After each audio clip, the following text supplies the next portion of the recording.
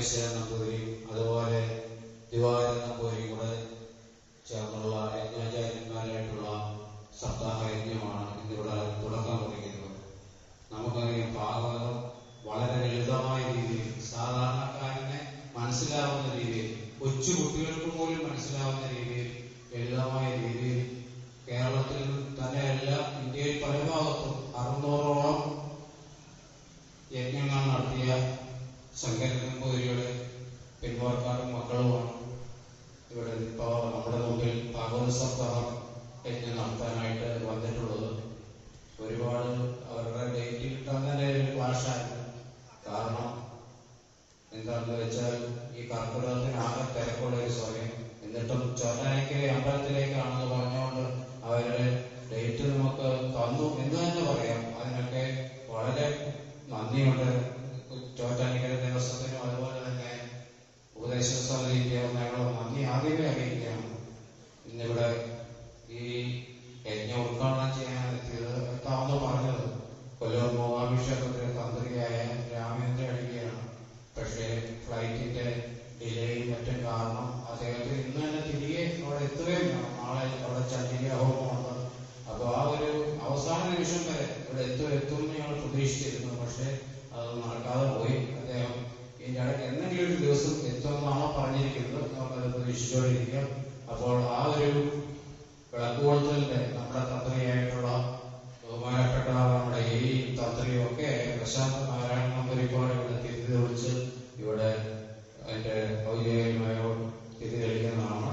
അതിനുവേണ്ടി അദ്ദേഹത്തെ ക്ഷണിച്ചു കൊടുക്കുന്നു. ഇതിന് ശേഷം നമുക്ക് ഈ 2 വാക്കുകൾ പ്രശാന്ത് നാരായണ നമ്പൂതിരിപ്പാടും മറ്റും നമ്മളോട് പറയുന്നതാണ്.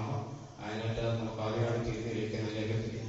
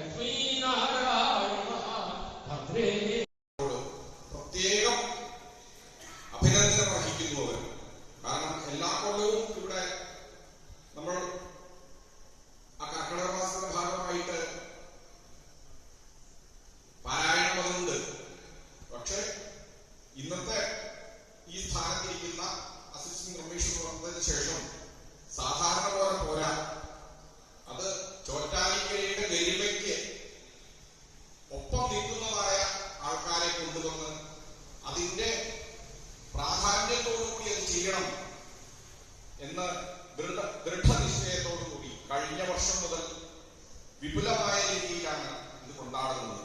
അതിന് ഏറ്റവും യുക്തമായ കലകളിലാണ് നമ്മൾ ഇത്തവണ ഏൽപ്പിച്ചിരിക്കുന്നത്.